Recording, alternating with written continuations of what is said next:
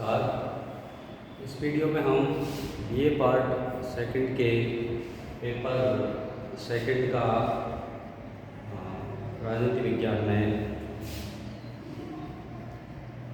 जो भारत का शासन अधिनियम 1935 है उसके बारे में चर्चा करेंगे।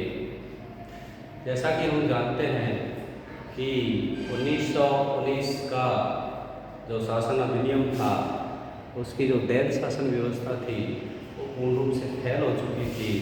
साइमन आयोग जो उस अधिनियम के तहत गठित किया गया, भारत में उसका तीव्र विरोध किया गया और उसने अपने 2 वर्ष के अध्ययन के बाद यह रिपोर्ट प्रस्तुत की कि दैत शासन पूर्ण रूप से असफल हो चुका है, इसे समाप्त कर दिया जाना चाहिए और प्रांतीय शासन का ऐसा स्वरूप गठित हो, ऐसी सरकारें गठित हो जिसके मंत्री व्यवस्थापिका के प्रति उत्तरदायी होने चाहिए।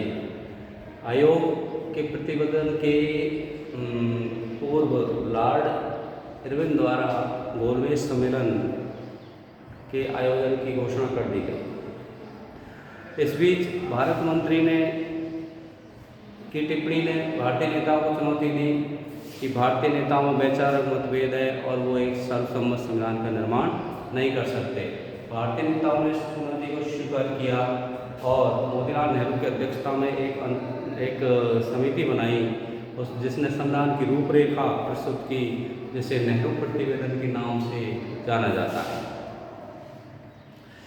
इस बीच में अनेक जो गांधी जी के द्वारा जो विरोध आंदोलन चलाए गए उनकी पृष्ठभूमि में साथ ही गोलमेज सम्मेलन, सांप्रदायिक निर्णय और उसके बाद में पूना पैक्ट और जो 1932 का तृतीय गोलमेज सम्मेलन था जिसमें कांग्रेस ने भाग नहीं लिया। 1933 में एक भारत के भावी सुधार हेतु एक श्वेत पत्र जारी किया गया। इस श्वेत पत्रों के सुझाव के आधार पर ब्रिटिश संसद में एक विधेयक प्रस्तुत किया गया और यह जुलाई 1935 में पारित किया गया, जिसे भारत शासन अधिनियम 1935 के नाम से जाना जाता है। अब हम इस अधिनियम की कुछ प्रमुख विशेषताओं पर प्रकाश डालेंगे कि सबसे पहला प्रकाश कि ये विस्तृत अभिलेख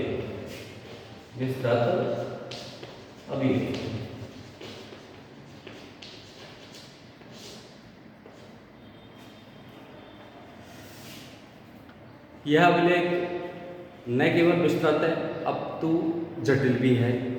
अभिलेख में 451 तो अनुच्छेद हैं, 15 अनुसूचियाँ थी और भिन्न भिन्न विपरीत जो हित है उनका समायोजन इसमें किया गया और संतुष्टिकरण का जो प्रयास है वो इसमें किया गया है।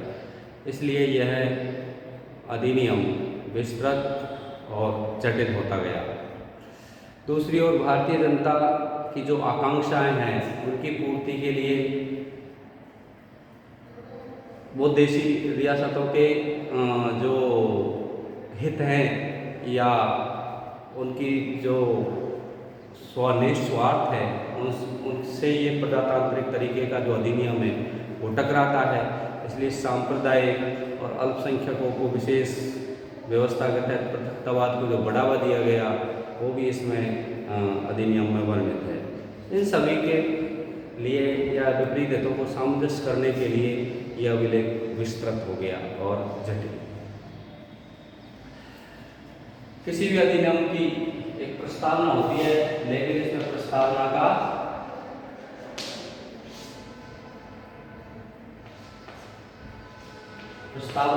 अभाव। 1935 का जो अधिनियम है उसमें किसी प्रकार की प्रस्तावना का वर्णन नहीं है। अपितु 1919 के जो अधिनियम की जो प्रस्तावना थी उसी को इसमें जोड़ दिया गया। इससे स्पष्ट है कि वे भारत के सुशासन की जो मांग है या उत्तरदायी शासन की दिशा में कदम उठाना नहीं चाहते। बहुत धीरे धीरे मंद गति से औपनिवेशिक स्थिति प्रदान करना चाहते थे, डोमिनियन की स्थिति। जिसकी मांग बहुत पहले से चली आ रही थी। तो भारतीय आशा के अनुरूप वो इस प्रस्ताव को परिणत होने देने का उद्देश्य अंग्रेज सरकार रखती नहीं थी। इसमें प्रांतों का पुनर्गठन किया गया। अगली विशेषता के रूप में हम देखते हैं 1935 के अधिनियम में भारत को बर्मा से पृथक कर दिया गया। साथ ही अदन को भारत के नियंत्रण से हटाकर ब्रिटिश औपनिवेशिक जो विभाग है उसके अधीन कर दिया गया। बरार पर निजाम की प्रभुता है उसको स्वीकार की गई, लेकिन उसे मध्य प्रांत का हिस्सा बना दिया गया। उसके प्रबंध को गवर्नर को सौंप दिया गया। 2 नए प्रांत सिंध और उड़ीसा बनाए गए। इस प्रकार ब्रिटिश प्रांतों की संख्या 11 हो गई। इस अधिनियम की एक महत्वपूर्ण विशेषता एक भारतीय संघ का इसमें प्रावधान किया। 1935 का जो अधिनियम है भारत के लिए प्रांतों और देशी रियासतों को मिलाकर एक अखिल भारतीय संगठन की स्थापना का प्रस्ताव इसमें रखा गया। अभी तक भारत में एकात्मक शासन और सारी शक्तियाँ केंद्र में केंद्रित थी, पर प्रांतों को इसमें बहुत सीमित अधिकार दिए गए। अधिनियम में 11 ब्रिटिश प्रांतों, 6 चीफ कमिश्नरों के क्षेत्र, इसमें देशी रियासतें भी अपनी इच्छा से शामिल हो सकती थी। इनको मिलाकर एक अखिल भारतीय संघ के निर्माण का प्रस्ताव था। जो देशी रियासतें जो इससे अलग छोड़ दी गई, वो इसमें अपना एक जिसे कहते हैं एक प्रवेश प्रपत्र पर हस्ताक्षर करके इसमें सम्मिलित हो सकती थी। और यानी जो पृथकवाद की अंग्रेज़ों की जो चाल थी, फूट डालो और रच करो की नीति, वो इसमें भी देशी रियासतों को अलग से प्रावधान या स्वतंत्रता देकर उन्होंने इस नीति को बढ़ावा दिया।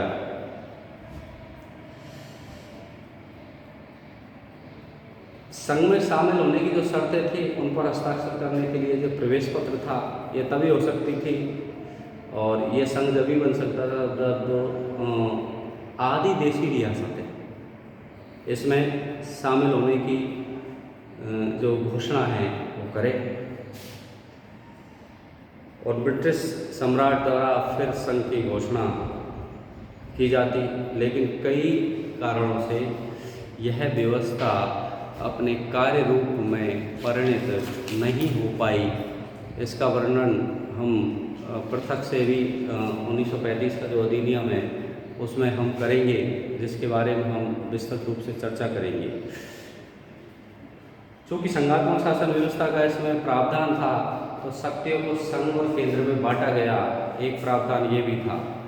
इस अधिनियम के परिशिष्ट में केंद्र, प्रांत, समवर्ती सूचियाँ और अवशिष्ट सूचियों की व्यवस्था की गई। केंद्र सूची पर केंद्र को कानून बनाने का अधिकार था। वे अखिल भारतीय महत्व के लगभग 59 विषय थे, जिनमें समुद्र, मुद्रा, डाक, तार, रक्षा, विदेश विभाग, संघीय लोक सेवा, जल, थल, वायु, सेना आदि जो महत्वपूर्ण विषय थे वो केंद्रीय सूची में थे। जबकि स्थानीय महत्व के जो 54 विषय है वो राज्य सूची या जिसे कहते हैं समवर्ती सूची में रखे गए, जिसे प्रांतीय सूची का नाम दिया गया स्थानीय सूची को। इसमें 54 विषय थे, उन पर कानून बनाने का अधिकार प्रांतीय सरकारों को था, जिसमें शिक्षा, स्वास्थ्य, भू राजस्व, पुलिस और लोक सेवाएं, नहर, कृषि संसाधन आदि। समवर्ती सूची में 36 विषय थे। इसमें प्रांत और केंद्र दोनों को कानून बनाने का अधिकार था, लेकिन विरोध की स्थिति में केंद्र को ही जो कानून है उसको स्वीकार किया जाने का प्रावधान था। इस सूची में विवाह, तलाक, उत्तराधिकार, श्रम कल्याण आदि विषय सम्मिलित थे। अवशिष्ट शक्तियाँ गवर्नर जनरल के पास थी, उसे इन विषयों पर कानून बनाने का अधिकार वह केंद्र को भी दे सकता था या प्रांत को भी दे सकता था। केंद्र में देव शासन का प्रयोग 1919 का जो अधिनियम है उसकी भांति 1935 के जो शासन अधिनियम है उसमें प्रांतों से देश शासन हटाकर केंद्र में उसको लागू कर दिया गया। प्रांतीय स्वायत्तता को इसमें काफ़ी हद तक सम्मिलित किया गया। जो इसकी अगली विशेषता है 1935 का जो अधिनियम है कि प्रस्तावित द्वारा अखिल भारतीय संघ का निर्माण न होने की स्थिति या न होने के कारण प्रांतों में जो व्यवस्था की गई वह अपने सीमाओं और कमियों के बावजूद क्रियान्वित हो पाई। रक्षित और हस्तांतरित विषयों का भेद खत्म कर दिया गया, यानी दैट शासन का प्रांतों से समाप्त कर दिया गया। 1935 के अधिनियम की एक विशेषता विधानमंडलों का विस्तार। 1935 के अधिनियम में केंद्र और प्रांतीय जो विधानमंडल थे उनका विस्तार किया गया। केंद्रीय विधानमंडल द्विसदनीय था। निम्न सदन यानी विधानमंडल के सदस्यों की संख्या उसमें 375 निर्धारित की गई, जिसमें 125 प्रतिनिधि है वो देशी रियासतों के थे जो मनोनीत किए जाते थे। शेष 250 जो प्रतिनिधि हैं वो ब्रिटिश प्रांतों से निर्वाचित प्रतिनिधि थे। मुसलमानों को 86, सिखों को 6, यूरोपियन को 8 और भारतीय ईसाइयों को 3, आंग्ल भारतीयों को 4, स्त्रियों को 9, उद्योग वाणिज्य को 11, जमींदारों को 7 आदि आदि ये डिवीज़न इस विधानमंडलों में प्रतिनिधित्व का किया गया। सदन का कार्यकाल 5 वर्ष था और जब अधिनियम द्वारा देशी रियासतों को जनसंख्या के जो अनुपात है उसमें स्थान प्रदान किए गए। राज्य परिषद में 104 देशी रियासतें और 156 प्रांतों के जो प्रतिनिधि थे यह अप्रत्यक्ष रूप से निर्वाचित स्थायी सदन था। प्रांतीय जो विधान परिषद है में सदस्यों की संख्या को लगभग 2 गुना कर दिया गया। छोटे प्रांतों की विधानसभा के सदस्यों की संख्या अधिकतम 50 और बड़े प्रांतों की अधिकतम 250 तय की गई। 11 ब्रिटिश प्रांतों में से 6 प्रांतों की विधान मंडल है वो द्विसदनात्मक और 5 में एक सदनात्मक ही व्यवस्था रही। मताधिकार है उसके फील्ड में वृद्धि की गई। भारत की लगभग 12% जनता को यह मताधिकार प्राप्त था। आज की तरह सार्वभौम मताधिकार की व्यवस्था तब नहीं थी। भारत मतदान आधारित मतदान। सांप्रदायिक निर्वाचन पद्धति का इस अधिनियम में विस्तार किया गया, जो अंग्रेजों की शासन करने की रणनीति का एक अहम हिस्सा थी। उसके दुष्परिणाम सामने आ चुके थे और भारत में विभाजनकारी प्रवृत्तियाँ उभर रही थी। मुस्लिम लीग का विस्तार हो रहा था और अपने प्रभाव का भी उसका विस्तार हो रहा था। तब भी इस पद्धति को समाप्त करने के स्थान पर उसको अधिक विस्तार दिया गया। सांप्रदायिक निर्वाचन प्रणाली जो सिर्फ मुसलमानों के लिए शुरू की गई, 1935 के अधिनियम में सिख, भारतीय ईसाई, जमींदार, पूंजीपतियों, महिलाओं, हरिजनों के लिए भी इस पद्धति का विस्तार किया गया। इस प्रकार भारत में ब्रिटिश शासन लूट डालो राज करो की नीति को इस अधिनियम के द्वारा लागू करने में या उसका स्पष्ट संदेश देने से पीछे नहीं हटा। विधानमंडल की जो शक्तियाँ हैं उन पर सीमाएँ थी। गवर्नर जनरल की जो शक्तियाँ थी उनको किसी रूप में कम नहीं किया गया।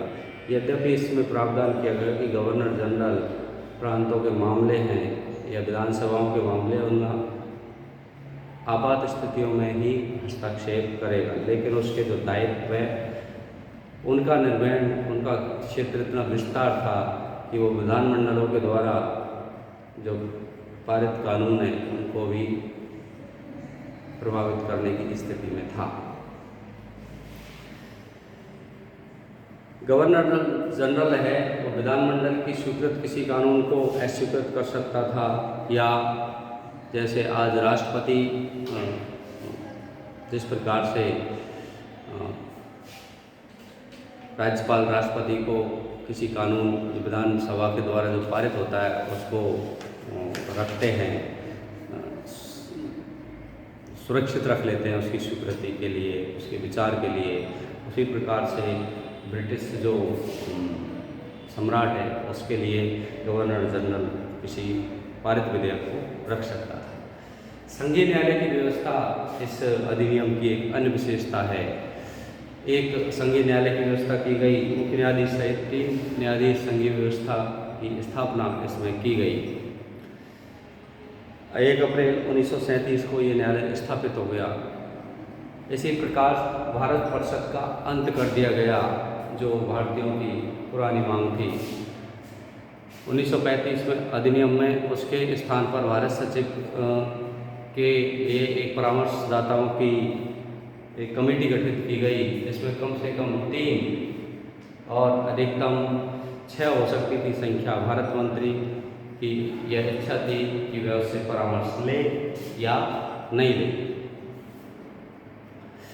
रेलवे, संघीय रेलवे बोर्ड और रिजर्व बैंक का भी इसमें प्रावधान था। रेलवे प्रशासन के संचालन के लिए रेलवे बोर्ड की नियुक्ति बोर्ड के 7 सदस्यों को गवर्नर जनरल नियुक्त करता था।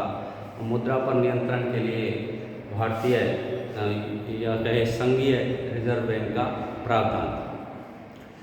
लोक सेवाओं की जो स्थिति है उस पर भी ये अधिनियम बतलाता है कि प्रत्येक प्रांत या प्रांत के समूह के लिए लोक सेवा आयोग का प्रावधान किया गया, जो लोक सेवकों की भर्ती का दायित्व निभाता था।